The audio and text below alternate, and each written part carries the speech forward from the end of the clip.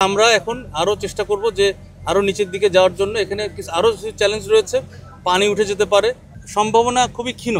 তারপরেও অলমাইটি আল্লাহ যদি চান যে অবশ্যই অনেক কিছু সম্ভব। ভিকটিম উদ্ধারের জন্য চেষ্টা করব। এটা অ্যালাইভ হোক আর ডেড হোক, এটা আমাদের ইস্যু না। আমাদের ইস্যু হচ্ছে আমরা ভিকটিম উদ্ধার করব। এই মুহূর্তে যে কাজটা চলছে আপনারা দেখতে পাচ্ছেন, পিছনে 3টা এক্সকাভেটর একসাথে মাটি খনন করছে। আসলে শ্যাফট অথবা যে গর্ত করে নিচে যাওয়া ছাড়া আমরা আর কোনো উপায় দেখতে পাচ্ছি না। এই সর্বোচ্চ আমরা বাংলাদেশের সব বড় বড় রেস্কিউয়ারদের সাথে কথা বলেছি এবং আমরা এখানে স্থানীয় প্রশাসন প্লাস সাংবাদিক ভাই এবং অন্যান্য যারা রয়েছেন স্থানীয় লোকজন সবার সাথে কথা বলেই আমরা এই একটা পদ্ধতি একমাত্র সঠিক পাচ্ছি যে এটাকে এখন আমরা যদি 40 ফিট পর্যন্ত আমরা গিয়েছি, এখন পর্যন্ত ভিকটিমকে উদ্ধার করা সম্ভব হয়নি।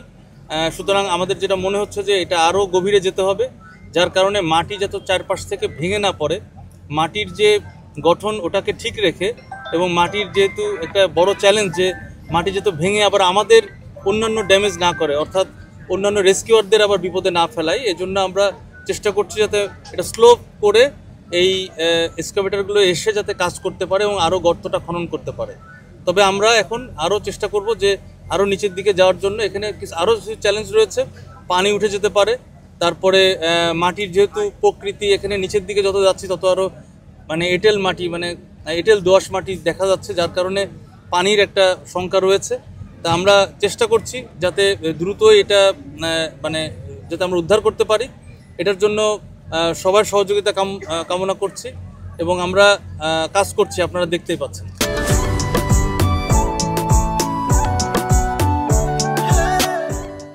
এত গভীরে ছোট্ট এটা তো 8 ইঞ্চি এখন হয়ে গিয়েছে 6 ইঞ্চি, তো এরকম 8 থেকে 6 ইঞ্চির একটা সুড়ঙ্গতে অনেক নিচে কতটুকু অক্সিজেন থাকে এটা আপনারা বুঝতে পারছেন। যদিও আমরা ইজেক্টরের মাধ্যমে আমরা ভেন্টিলেশন দিয়ে আমরা অক্সিজেন পৌঁছানোর ব্যবস্থা করেছি, বাট এটা কতটুকুই বা হতে পারে এটা একটা ইস্যু।